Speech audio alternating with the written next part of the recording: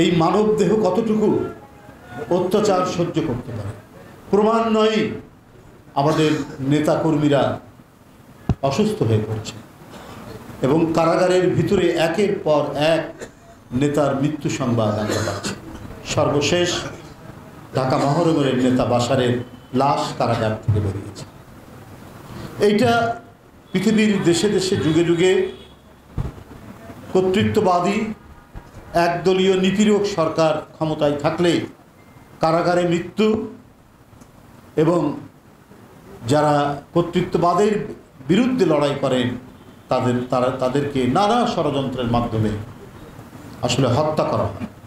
স্বাভাবিক মৃত্যু হলেও এর পিছনে নানা ধরনের ষড়যন্ত্র থাকে, স্লো পয়জনিং থাকে এবং মানসিক শারীরিক চাপ থাকে, নিপীড়ন করা হয়। এর ফলে এর প্রতিক্রিয়ায় তারা আস্তে আস্তে মৃত্যুর কোলে পড়ে পড়ে। ঠিক উত্তর কোরিয়ার মতো অন্যান্য কর্তৃত্ববাদী দেশের মতো একই পন্থা একই প্রক্রিয়া চলছে, যেখানে দুঃশাসন জারি আছে। আর ওবায়দুল কাদের সাহেব বলেন যে সপু যেটা বলছিল যে বিএনপি ক্ষমতা আসলে সব শেষ করে দেবে। বিএনপি 51 সালে ক্ষমতায় আসেনি।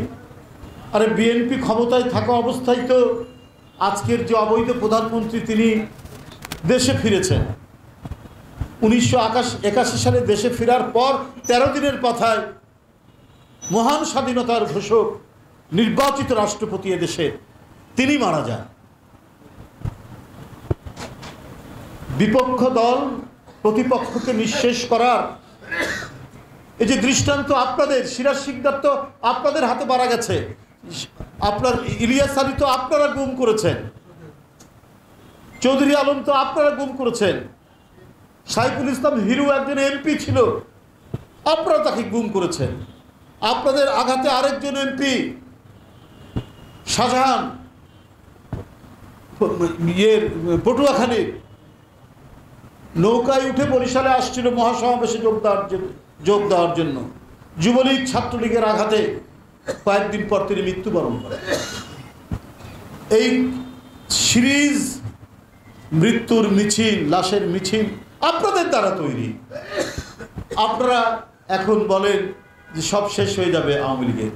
তো আপনারা কি বলে যে আমরা কি 78, 79, 80 সালে বা 7ই নভেম্বর পর থেকে তো দেখিনি, বরং প্রেসিডেন্ট জিয়াউর রহমানের ক্ষমতায় থাকতেই বাকশাল থেকে আবার আওয়ামী লীগের পুনরুজ্জীবন হলো।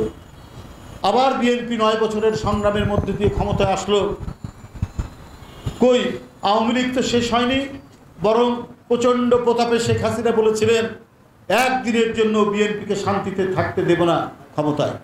এই কথা তো আপনাদের নেত্রীর কথা 91 সালে। আবার 2001 সালে বিএনপি ক্ষমতায় আসলো। কই আওয়ামী লীগের কোনো নেতাকর্মীর কি ক্ষতি হয়েছে? বরং আমরা দেখেছি আপনারা আসলে পরে আমাদের নির্বাচিত এমপিরা হারিয়ে যায়, আমাদের ছাত্রনেতারা বিচার বহির্ভূত হত্যার শিকার হয়, জনি বিচার বহির্ভূত হত্যার শিকার। আজকে জাকির নেই, আজকে সুমন নেই, কতজন নেই। এটা তো আপনারা বিরোধী পক্ষকে, বিপক্ষ শক্তিকে নিশ্চিহ্ন করার জন্য রাষ্ট্রশক্তিকে ব্যবহার করেছেন সবসময়। 72-75 করছেন রক্ষী বাহিনী, এবারে করছেন পুলিশ র্যাব দিয়ে। প্রতিদিন কালো কাজ ঢাকা মাইক্রোবাস আপনার কোনো না কোনো ছাত্রনেতা যুবনেতার বাড়িতে গিয়ে তাদেরকে তুলে নিয়ে যাচ্ছে। অমানসিক নির্যাতন চলছে গোয়েন্দা দপ্তরে অথবা রিমান্ডের নামে। আজকে জিশান, আজকে আরিফ মোল্লা, আজকে হাসানুর রহমান, আজকে কি নিপীড়নের শিকার। এই কয়েকদিন আগে 6-7 দিন আগে এই 7 জন ছাত্রনেতাকে ধরে নিয়ে গিয়ে যে মহামানসিক অত্যাচার করে এখন রিমান্ডের পর রিমান্ড নিয়ে তাদেরকে ক্ষতবিক্ষত করছেন। এই দৃষ্টান্ত, এই নজির তো আপনারাই তৈরি করেছেন।